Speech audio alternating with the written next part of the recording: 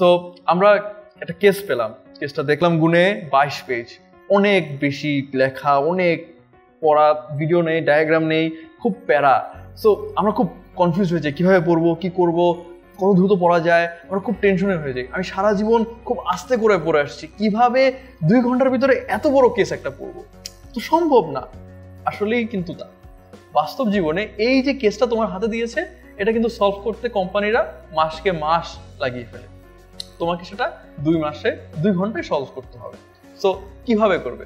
একটা পদ্ধতি হচ্ছে স্পিড রিডিং। এখন স্পিড রিডিং কিভাবে করবা তুমি?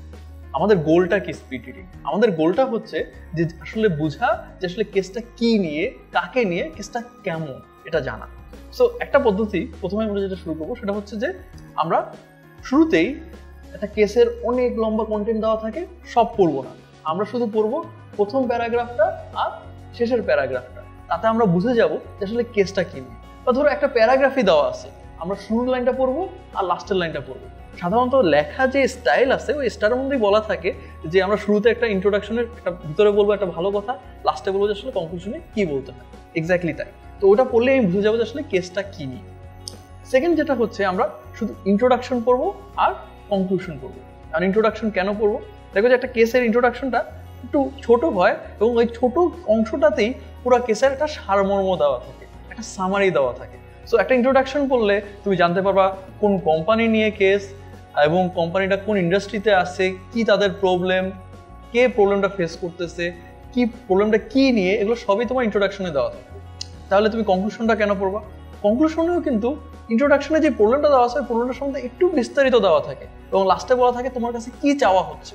সবসময় ইন্ট্রোডাকশনে বলা থাকে না যে তোমার কাছে কি চাওয়া হচ্ছে। কনক্লুশনে হয়তো বলা থাকবে যে আসলে আপনার কাছে যাওয়া হচ্ছে যে একটা মার্কেটিং বাজেট দিন, নতুন একটা প্রোডাক্ট ছাড়বো আর বাজেট দাও। তো তোমাকে এই যে এতগুলো কন্টেন্ট কেসের সবকিছু পড়া লাগবে না, এগুলো পড়ার আগেই তুমি জাস্ট ইন্ট্রোডাকশন এন্ড কনক্লুশন করে কেসের কাছে কি চাওয়া হচ্ছে সেটা তুমি জেনে যাবা।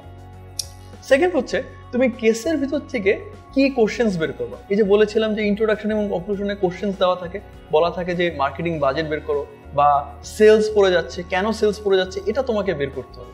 এগুলো হচ্ছে কি কোশ্চেন্স, এগুলোই কিন্তু তোমাকে অ্যান্সার করতে হবে তোমার জাজদের কাছে বা তোমার টিচারদের কাছে। টিচাররা কিন্তু এই কোশ্চেনের অ্যান্সারগুলোই খুঁজছে। কেসটা কিন্তু বলা থাকে না যে প্রবলেমটা কি, তোমাকে প্রবলেমটা বের করতে হয় এবং তা সলিউশন করতে হয়। এই কি কোশ্চেন জানলেই তুমি সলিউশন করতে পারবা। লাস্টলি তোমাকে জানতে হবে কেসের স্ট্রাকচারটা কি। সো কেসটা অনেক বড়, কিন্তু কেসটা কিন্তু খুব সুন্দর করে স্ট্রাকচার করা থাকে।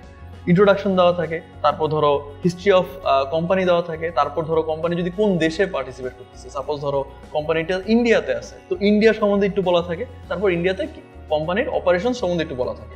তো তুমি যদি জানো যে 3 নাম্বার পেজে আছে তোমার হিস্ট্রি, সো তোমার যদি কোনো হিস্ট্রির ব্যাপারে জানতে হয় যে কোম্পানিটা কখন তৈরি হয়েছে বা কখন এস্টাবলিশ হয়েছে, তুমি তখন হিস্ট্রিতে চলে যেতে পারবে। এটা খুবই ইম্পর্টেন্ট।